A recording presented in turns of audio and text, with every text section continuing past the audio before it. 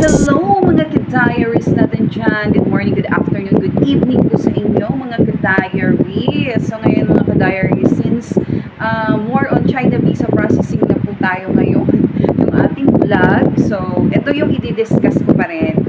So ganito, may nag-comment kasi sa akin sa TikTok, sa FB page na paano kapag sponsored daw sila. Let's say, pupunta daw sila ng China, tapos iba daw yung i-sponsor sa kanila.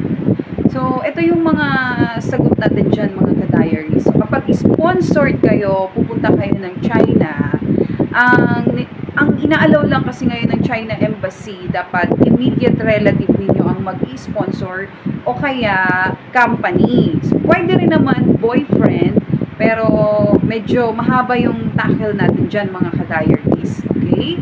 So, isa-isahin ko muna. Paano pag sponsored ako ng company? Ano yung pwede kong gawin? Okay? So, pag sponsored ka ng company, normally, ang tinatanggap dyan ng embassy, si sponsor, siya yung magpo-provide sa'yo ng bank account. Okay?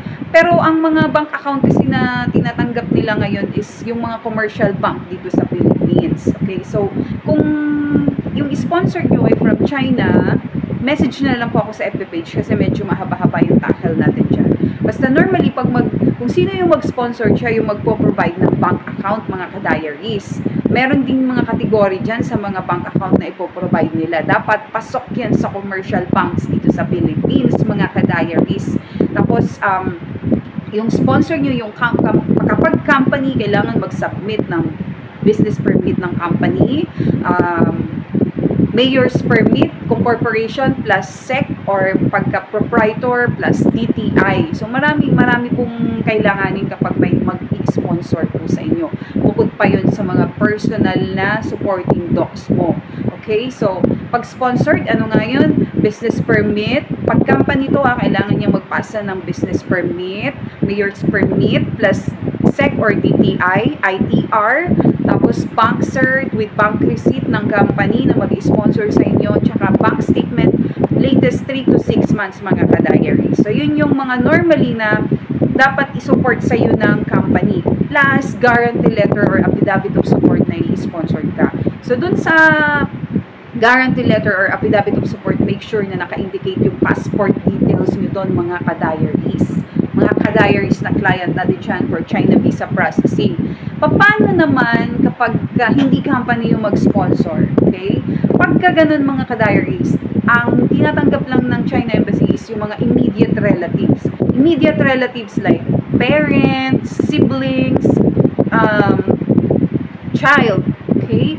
So, kapag hindi pasok doon, pag-uusapan na lang natin yan. Mag-message na lang po kayo sa FB page ko, okay? Para complete reply. Kasi, kapag sa TikTok kayo nagme-message, hindi ko kayo maisa-isa, hindi ko kayo mare-reply na agad doon. Kasi, limited lang yung mga features doon, mga ka-diaries. Pag sa YouTube naman, hindi ko rin kayo mare-replyan agad-agad.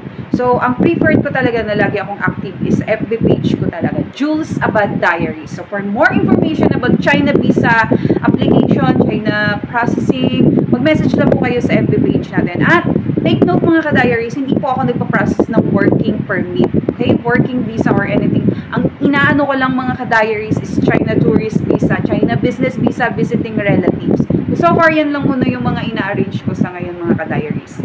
Kasi, yun lang yung medyo hindi conflict kapag pinaprocess sa embassy. So, for more information, mga ka-diaries, kung may mga tanong pa kayo, message me, Jules Abad Diaries.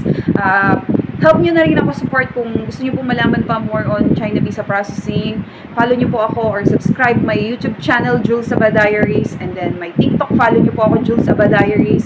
FB page, Jules Abad Diaries. Instagram, Jules Abad Diaries. Pero hindi ako ganun ka-active sa Instagram. So FB page lang talaga, mga ka-diaries. Thank you, mga ka-diaries!